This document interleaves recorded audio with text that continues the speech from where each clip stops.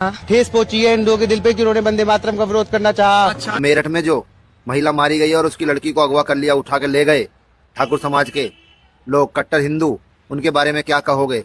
नमस्कार दोस्तों, आज हम आपको दिखाएंगे कि क्या है सोशल मीडिया पे वायरल अपडेट और क्यों हो रही हैं कुछ वीडियोस वायरल। अगर आपको हमारा चैनल अच्छा लगता हो तो इसे काइंडली लाइक, शेयर और सब्सक्राइब ज़रूर कीजिएगा। तो चलिए देखते हैं क्या है आज की वायरल वीडियोस। सरकार की स्कीम था पीएम कौशल विकास योजना। इधर पूर्व आईएएस अधिकारी कन्नन गोपीनाथ जी ने आरोप लगाया है कि सरकार की एक योजना है पीएम कौशल विकास योजना, जिसमें एक कंपनी है नीलिमा मूविंग पिक्चर्स नाम की, जिसने पीएमकेवीवाई के तहत 33,000 लोगों को ट्रेनिंग दे दी है, लेकिन ये कंपनी पिछले 5-6 साल से बंद है। दूसरा, ट्रेनिंग के तहत एक ही तस्वीर को अलग अलग जगहों का बताकर इस्तेमाल किया गया है और ट्रेनिंग देने की बात कही गई है।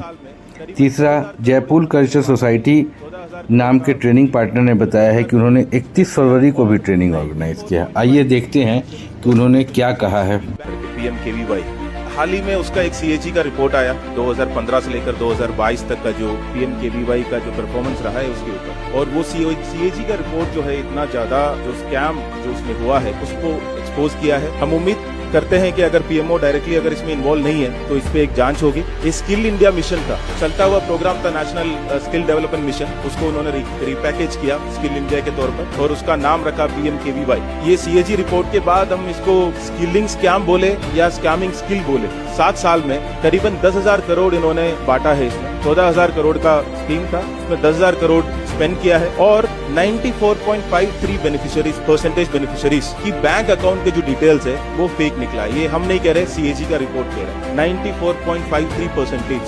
दूसरा, एक 60-61 लाख ट्रेनर जिनको पैसा जाता है उनकी डेटा जो है पूरा नल है, या कहीं नाम नहीं है, या मोबाइल नंबर नहीं है, ना डिटेल है, ना कुछ है। 61 लाख जो ट्रेनिंग हुआ है कि नहीं इसको असेस करने के लिए एक था जिनको असेसर कहते हैं, वहां पे 97% जो असेसर्स है जिनको असेस करना था उनका डिटेल्स हमारे पास अवेलेबल नहीं है पिछले 7 साल। ईमेल जिनका ट्रेनिंग हुआ है तो उनका डिटेल्स जब लेते हैं तो ईमेल नंबर और मोबाइल नंबर वगैरह लेते हैं, तो ये पाया गया कि करीबन 1 लाख या 1.5 लाख ईमेल लिया है और 1 करोड़ लोगों को उसी नाम पे उसी को डुप्लीकेट कर करके सबको ट्रेनिंग का उसमें बांटा है। आपने नीलिमा मूविंग पिक्चर्स के नाम सुने होंगे, सुने? नीलिमा मूविंग पिक्चर्स नहीं, मतलब हम भी नहीं सुने, मुझे नहीं लगता कि ट्रेनिंग जिन्होंने किया है उन्होंने भी नहीं सुना होगा इस बारे। पर सरकार की तरफ से जो है कि ये बहुत बड़ा एक media company Neelima moving pictures, इन्होंने ये स्किल इंडिया या पीएम कौशल विकास योजना के अंदर 33,000 लोगों का ट्रेनिंग किया।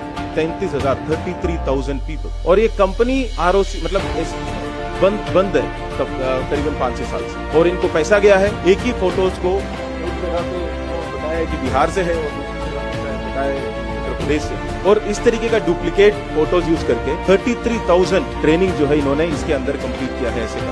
तो ये एक है जयपुर कल्चरल सोसाइटी, इस तरीके का एक ट्रेनिंग सेंटर है, ट्रेनिंग पार्टनर, जिन्होंने कई सारे न्यूज क्लिप डाले हैं। आप देख सकते हैं 4 न्यूज क्लिप। 31 फरवरी को इन्होंने ट्रेनिंग ऑर्गेनाइज की। ये सीएजी का रिपोर्ट में है कि 31 फरवरी को न्यूज का रिपोर्ट है इसमें, अगर ये स्कैम इतना ज्यादा स्किल में मतलब स्कैम में स्किल्ड हो गए लोग कि अब 31 फरवरी को भी ट्रेनिंग करके पैसा बांटा जा सकता है।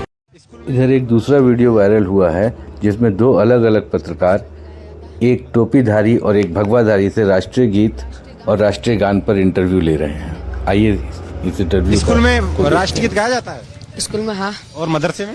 मदरसे में भी गाया जाता है। गाया जाता है। एक लाइन पहली पता है क्या है राष्ट्रगीत की? राष्ट्रीय गान की, गीत की? गीत वंदे मातरम। वंदे मातरम अभी गाया जा रहा है, कोई दिक्कत तो नहीं है? नहीं। और राष्ट्रीय गान का पहला लाइन बता दो। जन गण मन अधिनायक जय है। अच्छी बात है। तो राष्ट्रगीत और राष्ट्रगान दोनों गाया जा रहा है। हाँ। अच्छा लगता है? हाँ। ठेस पहुंची है इन दो के दिल पे कि उन्होंने वंदे मातरम का विरोध करना चाहा। अच्छा, एक बार आपने नाम क्या बताया? शिवम अग्रवाल। वंदे मातरम सुनाइए। अरे बाप रे, ये तो धोती खोल रहा है। का विरोध करना उनका। वंदे मातरम सुनाइए।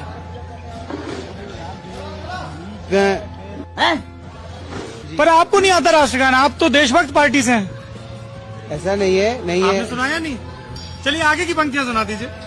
अरे बाप रे, ये तो दूसरी तरफ मेरठ में जो दलित लड़की का अपहरण करते वक्त उसकी मां की हत्या कर दी गई, तो लोगों में जिससे काफ़ी आक्रोश है और लोग चाहते हैं कि ऐसे जघन्य अपराधियों के खिलाफ कार्रवाई होनी चाहिए, क्योंकि उन्होंने एक तो लड़की का अपहरण किया और उसकी रक्षा करने में उसकी मां की हत्या भी कर दी है, और वो चाहते हैं कि ऐसे लोगों पर भी बुलडोजर की कार्रवाई का हो। हिंदू सुरक्षित हो गया हो और उन्हें न्याय मिल गया हो। जादव, अब मेरठ में जो महिला मारी गई और उसकी लड़की को अगवा कर लिया, उठा के ले गए ठाकुर समाज के लोग, कट्टर हिंदू, उनके बारे में क्या कहोगे? अभी तक उन पर बुलडोजर नहीं चला। अगर कोई विशेष समुदाय का होता तो अब तक बुलडोजर चल जाता बाबा का। ये बाबा की ही जाति के लोग हैं जो लड़की को उठाकर ले गए, और लड़की है दलित समाज की, जाटव समाज की। कहाँ गए जो जात पात की विदाई कर रहे थे? कहाँ गया वो लंपट बाबा जो कह रहा था कि जात पात की करो विदाई, हिंदू हिंदू भाई भाई? अब कोई बाबा नहीं बात करेगा, कोई देवकीनंदन ठाकुर बात नहीं करेगा, कोई वो शंकराचार्य बात नहीं करेगा, क्योंकि अगर उनके समाज की कोई लड़की होती तो बहुत जल्दी आते कि हिंदू खतरे में है। यहाँ हिंदू खतरे में नहीं है। दिल्ली एनसीआर के पास मेरठ के अंदर लड़की की माँ को मार दिया और उसकी बेटी को अगवा कर ले गए ठाकुर। शर्म नहीं आती? और बांग्लादेश में छाती फाड़ रहे थे, आंखों में आंसू दिखा रहे थे, और ऐसे हरामजादे यूट्यूबर हो गए हैं कि हिंदू हिंदू एक एक कर रहे थे।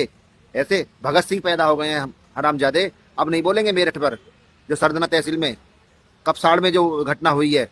सारा मीडिया उधर जमा हो गया है, सारे नेता हो गए हैं, लेकिन इस सोशल मीडिया पर उनकी कहीं बात नहीं है। मिले ना न्याय?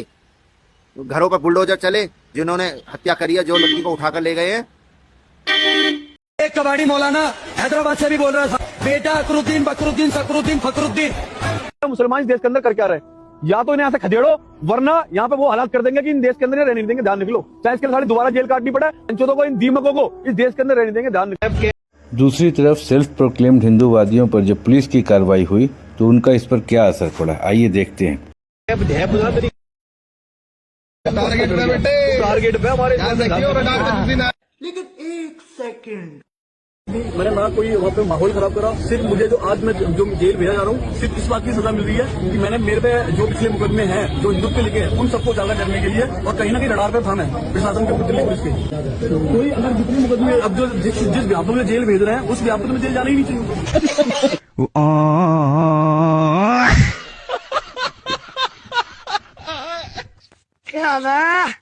मजबूरन मुझे वीडियो डालनी पड़ रही है, क्योंकि मेरे परिवार को, मेरे भाई को 1.5 घंटे प्रशासन ने मारा पीटी करी है, मेरी बहन के साथ बदतमीजी करी, गालियां दी गई।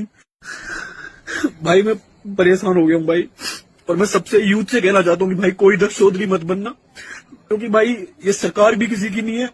दबा देंगे, ना कोई संगठन साथ देगा ना कोई हिंदू साथ देगा भाई, क्योंकि आज स्वतंत्र जेल के अंदर है। मैं पिछले 1 हफ्ते से भागता फिर रहा हूँ, छिपता फिर रहा हूँ, और सादरा जो स्टाफ है वहाँ का, उसने मेरे परिवार, मेरे भाई के साथ बहुत मारपीट करी है, छोटे भाई के साथ, मेरी बहन के साथ बदतमीजी की है। एक और वारदात हुई है जिसमें 3 साल की एक बच्ची के साथ बजरंग दल के एक कार्यकर्ता ने, जिसका नाम सुनील निषाद है, बलात्कार किया, और पुलिस की मुठभेड़ में उसके पांव में गोली लगी और पुलिस उसे लेकर के गई।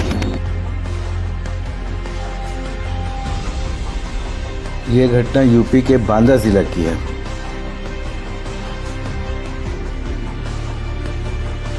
दूसरी तरफ वो 3 साल की बच्ची जिसका बलात्कार हुआ था, उसका निधन हो गया है।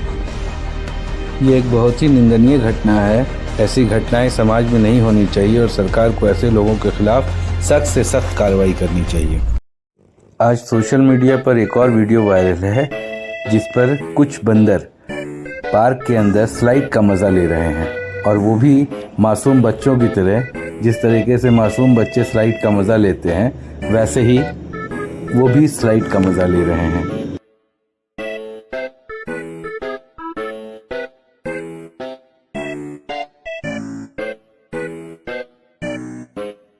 अगर आपको हमारा वीडियो अच्छा लगा हो तो इसे सब्सक्राइब कर लीजिएगा, और ये वीडियो ज़्यादा से ज़्यादा लोगों तक पहुंच सके, इसलिए इसे लाइक, शेयर और कमेंट ज़रूर कीजिएगा। तब तक के लिए जय हिंद, जय भारत।